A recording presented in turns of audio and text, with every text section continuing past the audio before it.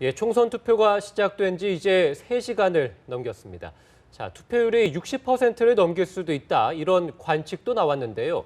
생각보다는 조금 저조하다는 분석도 현재 나옵니다. 네, 오늘 정치부 이경희 기자와 자세한 이야기 나눠보겠습니다. 안녕하세요. 예, 안녕하십니까.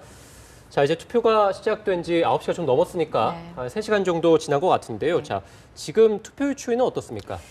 네, 이번 투표율이 상당히 높을 것이다 이런 기대감이 많이 있었는데 현재까지의 추이는 그렇게 높지는 않게 나타나고 있습니다. 네. 4년 전에 19대 총선과 비교를 하면 오전 7시를 기준으로 했을 때 첫 투표율이 나온 시점인데요. 1.8%.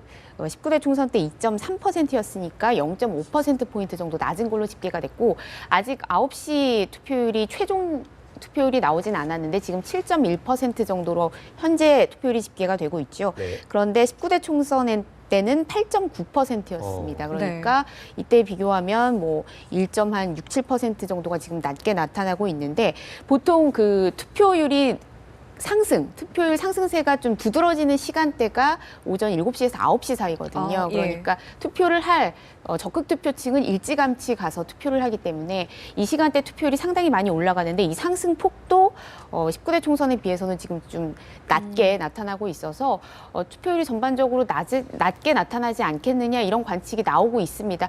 하지만 조금 단순 비교가 어려운 부분이 19대 총선 때는 그 사전 투표 제도가 없었거든요.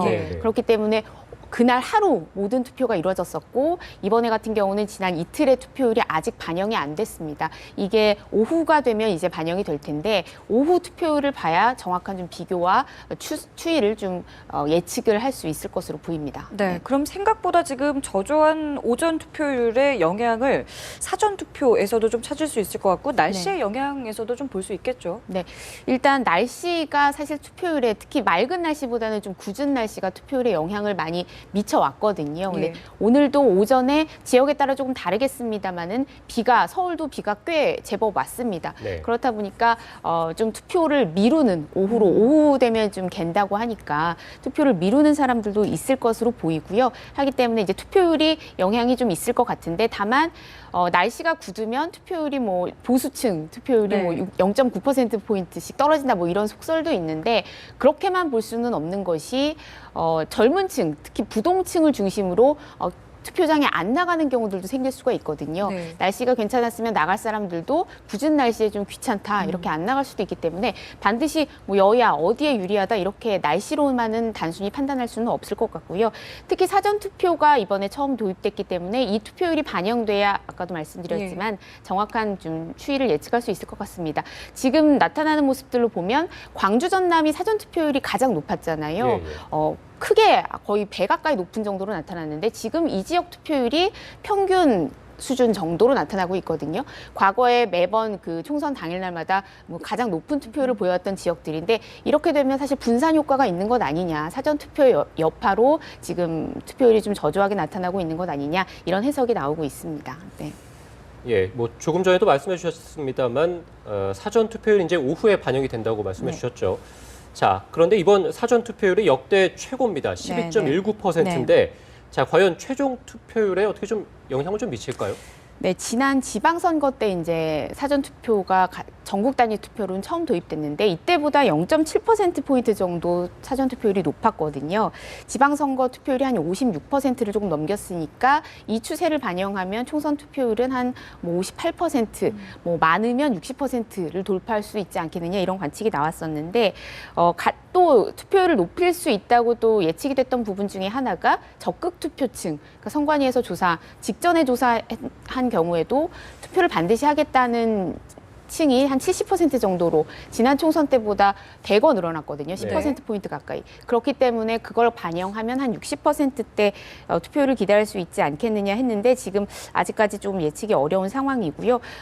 상황이 이렇다 보니까 그 투표율이 낮은 것을 두고도 여러 가지 관측이 엇갈립니다. 젊은 층이 좀 안 나가고 있다. 부동층이 많다. 이런 해석도 나오지만 새누리당 지지층이 사실 이탈 조짐을 많이 보였었죠. 그래서 새누리당이 걱정했던 것도 적극 투표층이 5, 60대에서 많이 이탈하고 있다. 이렇게 얘기를 해서 이게 사실 좀 표심에 반영이 된 것이 아니냐 이런 얘기도 나오거든요. 네네. 그렇기 때문에 여야에 어떻게 유리할지 조금 더 추이를 지켜보고 판단을 할 수 있을 것 같은데 투표율 추이를 보면 오전에도 많이 상승하지만 점심시간 예. 그리고 투표 마감 직전 한 5시부터 6시 사이에도 유권자가 몰리는 그런 경향을 보여왔기 때문에 이 시간대 투표율을 또 특히 주목을 해봐야 될 것 같습니다. 네. 자, 이번 선거에서 좀 눈에 띄는 점이라면 일려 다야 구도를 꼽을 수 있을 것 같은데 이 점이 혹시 투표율에 좀 어떤 변화를 일으킬 수는 있을까요? 네, 여러 가지 상황을 고려해야겠지만 사실 이번 총선은 특별한 이슈가 없는 총선으로도 꼽히는데 그렇다고 하면 가장 좀 주목할 만한 부분이 바로 일려다야 구도가 형성이 됐다는 것이죠. 그런데 이제 일려다야 구도라고 해서 무조건 투표율이 높다 이렇게 볼 수는 없고 사실 여당이 무조건 이기는 그러니까 좀 여당의 완승 분위기로 간다면 사실 오히려 투표율이 좀 낮아질 수도 있는데 이번에는 야권이 치열하게 경쟁을 하면서 네. 여권도 이러다가 그 야당의 경쟁에 조금 우리도 어떤 3파전 양상이 되면서 좀 지지층이 좀 이렇게 분산될 수도 있다. 이런 우려들이 많이 나오면서 여야 모두 좀 치열한 경쟁을 벌이는 지금 수도권의 절반이 접전 지역으로 꼽힐 정도로 그런 양상을 보이면서 야권은 야권대로 경쟁에서 살아남기 위해서 지지층이 결집하는 모습을 보이고 또 여권은 또 여권대로 야권의 그 이슈를 좀 빼앗기지 않겠느냐 이런 우려 속에 여권도 여권 지지층대로 좀 결집하는 모습을 보이고 있어서 서로 그것에 또 호소를 하기도 했죠. 그렇기 때문에 어느 때보다 투표율이 높을 것이다 예측했던 것이 바로 이런 점 때문이었습니다. 그래서 이제 아무래도 이제 최종 투표율이 어떻게 될지가 이 부분과 맞물려서 좀 총선 결과를 판세를 좌우하는 막판 변수가 될 것으로 예상이 됩니다. 예, 전체 의석의 거의 절반이죠. 이 수도권을 각 당에서 다 잡으려고 할 텐데, 네. 자, 수도권을 포함해서 이 전국에서 주목되는 지역들은 특히 어디입니까? 네, 여야 모두 이제 최대 격전지가 어디냐 이렇게 물어봤을 때 공이 꼽은 곳이 이제 서울 종로입니다. 네. 처음부터 그 주자들의 관심만으로도 상당한 관심을 모았었는데요. 새누리당에서는 오세훈 전 서울시장 그리고 더불어민주당에서는 정세균 5선의 정세균 의원이 지금 맞붙고 있죠. 처음에는 그 사전 여론조사 공표 기간에 나온 여론조사를 13번이 실시가 됐는데 이 중에 11번이 오세훈 전 시장이 이겼습니다. 예. 그래서 사실 오세훈 전 시장이 유리하게 가는 게 아니냐 이런 예상들이 나왔었는데 공표 사전 여론조사 공표 직전에 발표된 여론조사 2차례에서는 정세균 후보가 이기는 그런 조사들이 나오기 시작했거든요. 예. 특히 무선 전화 결과를 반영한 그러니까 젊은 층의 표심이 반영된 여론조사에서 정세균 후보가 좀 유리한 모습을 보였기 때문에 이거 아무도 모른다 결과를 모른다 이렇게 이런 추세로 접어들었고요. 특히 이제 선거운동 기간에도 여야 모두 경합 지역이다. 계속해서 초경합 지역으로 분류를 하면서 투표함을 열어볼 때까지 판세를 예측하기가 어려운 그런 지역으로 꼽힙니다. 그리고 또 한 군데 또 대구 수성갑 이 또 관심인데요. 네. 김문수 후보 또 김부겸 후보가 맞붙는데 지금까지 조사된 여론조사 결과를 보면 사실 김문수 후보가 앞서는 결과가 거의 없었습니다. 네. 그리고 격차가 점점 더 벌어져서 김부겸 후보가 2배 이상 앞서는 결과가 나오기도 했는데 예. 그렇기 때문에 더불어민주당은 이번에는 무조건 이긴다 네. 이렇게 확신하고 있는 분위기입니다.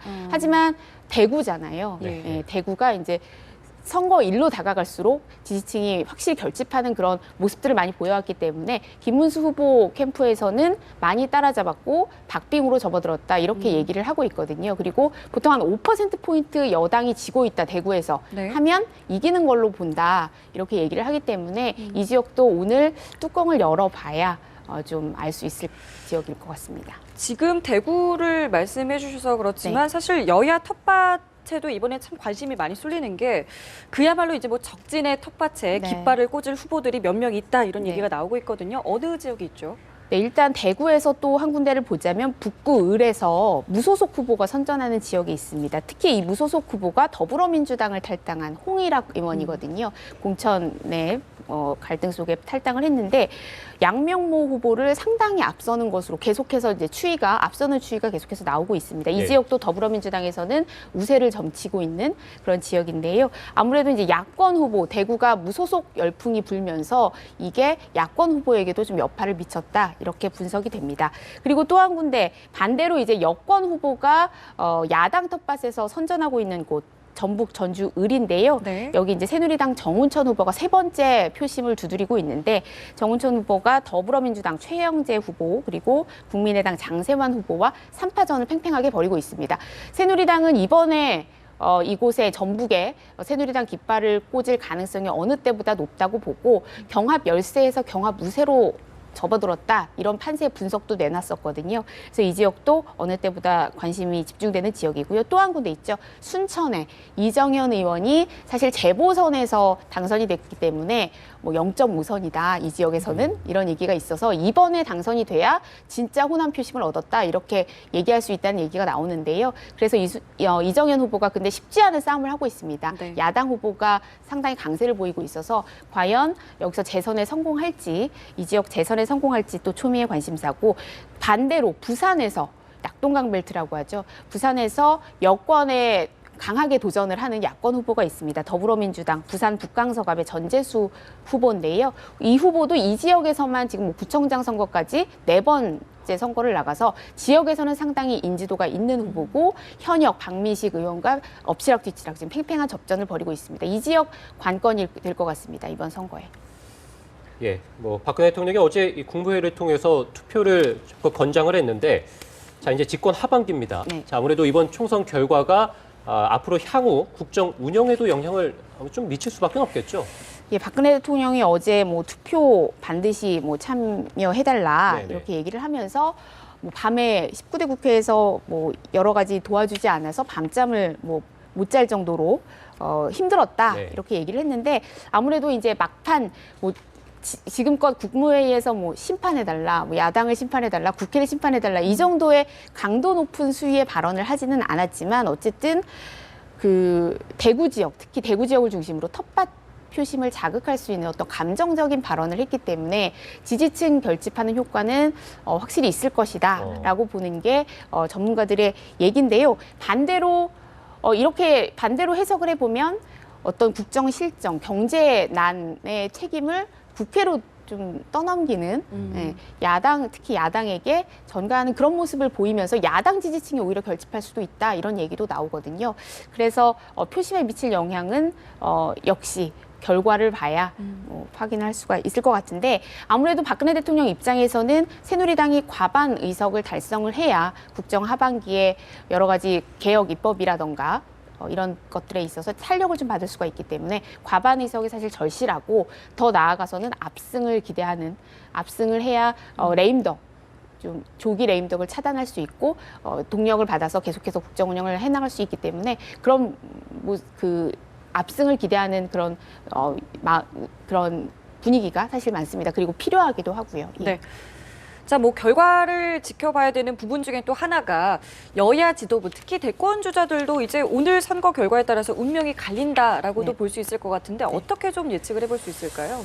네, 김무성 대표 먼저 새누리당 얘기를 해보면 김무성 대표는 사실 공천파동의 책임론에서 옥새투쟁까지 벌였기 때문에 책임론에서 빠져나갈 수가 없는 상황입니다. 그리고 이미 그거에 책임을 지고 대표직을 사퇴하겠다 이렇게 배수진을 쳤죠. 그래서 아마 선거가 끝나면 빠른 시일 안에 사퇴를 할 것 같은데요.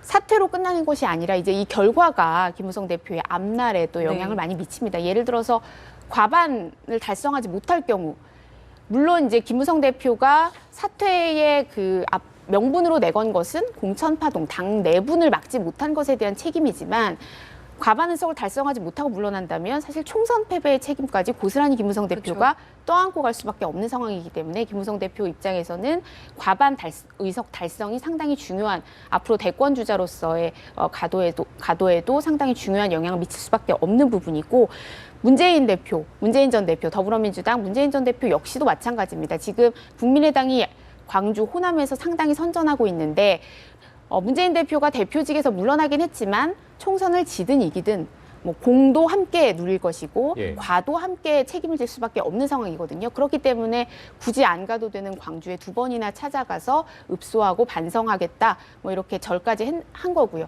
그렇기 때문에 광주에서 어떤 선택을 받느냐 이게 사실 문재인 전 대표의 앞으로의 이제 대권 가도에 결정적인 영향을 미칠 것으로 보입니다. 그리고 나머지 한 사람이 이제 안철수 국민의당 상임대표인데 안 대표 같은 경우는 지금 여러 가지 분위기가 나쁘지 않기 때문에 상황이 가장 좋은 대권 주자라고 볼 수 있을 것 같습니다. 본인이 얘기한 대로 35석 이상을 달성을 한다면 제3당의 입지를 확실히 굳히면서 새정치민주연합에 있으면서 좀 줄어들었던 대권 주자로서의 입지도 상당히 회복할 수 있을 것으로 예상이 됩니다. 네, 알겠습니다. 지금까지 정치부 이경희 기자였습니다. 고맙습니다.